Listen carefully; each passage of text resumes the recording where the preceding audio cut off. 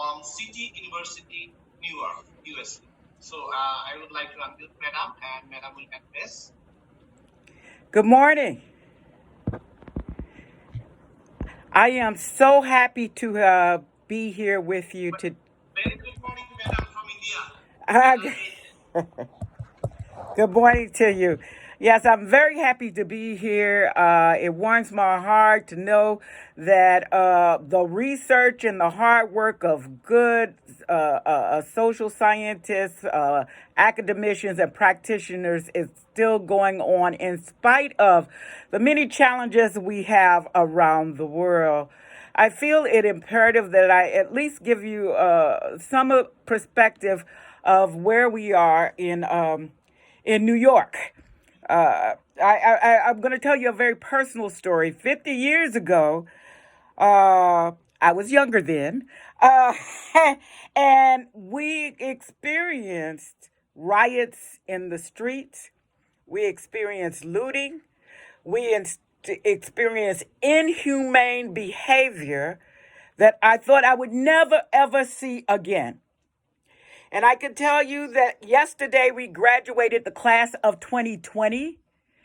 And the class of 2020, in terms of what they must face, is a heavy, heavy challenge to walk out into a world of COVID-19 and to face a world where they are at curfew.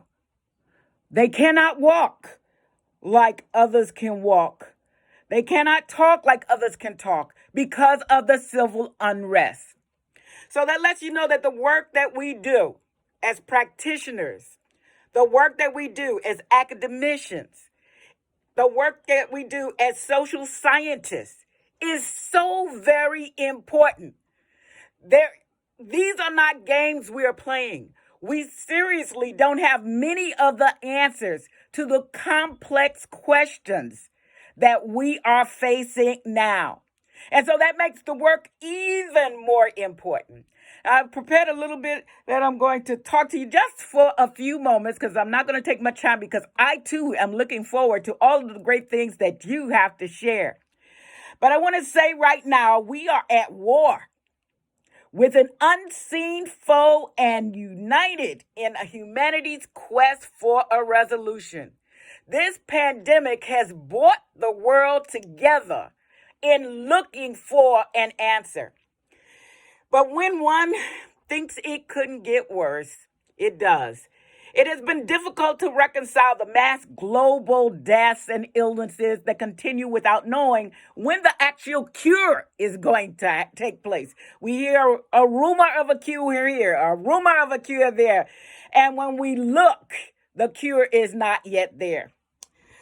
But I will tell you, as an African American, a senior African American, it has been more devastating to witness history repeating itself on the doorsteps of what should be a changed society.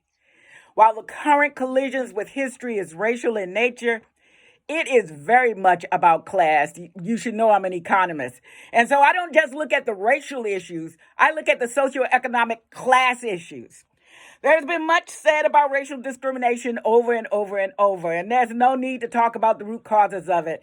That has not gotten us many places. There's also been much said about the income disparity, yet globally class as well as caste differences widen, not contract.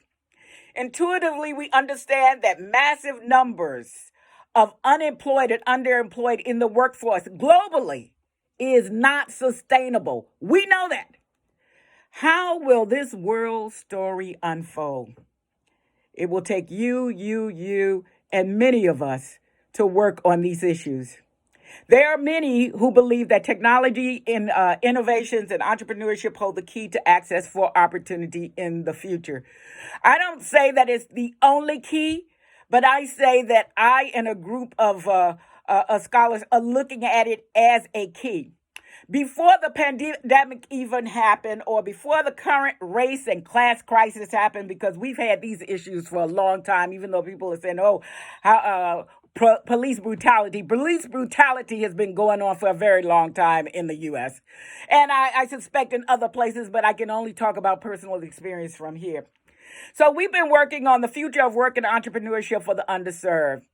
While racism may continue, hope for the future may be in self determination, innovations in technology, in an unscaled economy which can replicate opportunity for many. And I'm going to go just for a second because we just had a paper published, and I'm just going to read you just a little bit from the paper, and it talks about what is the future of work and entrepreneurship. And if you don't know, I'm very passionate about this. I'm passionate about this because I believe that masses of people's lives can be helped by the work that we do. Somebody has got to do the work. So, from a world where sharing is common to a world of producing for one. Many of you have heard the stories about Airbnb and Uber and some of those fast startup companies and where they are now. Many are preparing for massive global underemployment right now as we speak. As we begin to see the change in demand for labor worldwide post-pandemic, recently, our team of international scholars and practitioners has heralded the virtues of the Unscale by author, investor Herman Tanjay. We believe that the concepts will bring new opportunities for the new entrepreneur as well as legacy business owners. We have presented our work in the United Kingdom in November. We also presented in the International Conference on Globalization, Entrepreneurship, and Emerging Economies in Bangladesh in December. We presented a similar topic at the Global Trends in Business and Management Education in India just in January before they really shut travel down. So how can one prepare for a post-pandemic world of continuous automation and changing needs of the marketplace? There is hope, we believe, for an economy of diversity and inclusion. Most of the world is brown and black and different people of difference. And I'm not saying that's good or bad, but I'm saying that a large part of the labor force is going to be different, and we need to learn how to lead and manage to that. There is hope for an economy of the diversity and inclusion on a broad base of talent using technology such as artificial intelligence, 3D printing, virtual reality, and augmented reality. Instead of the old world of mass production, the new world reality will be on demand production of units as small as one.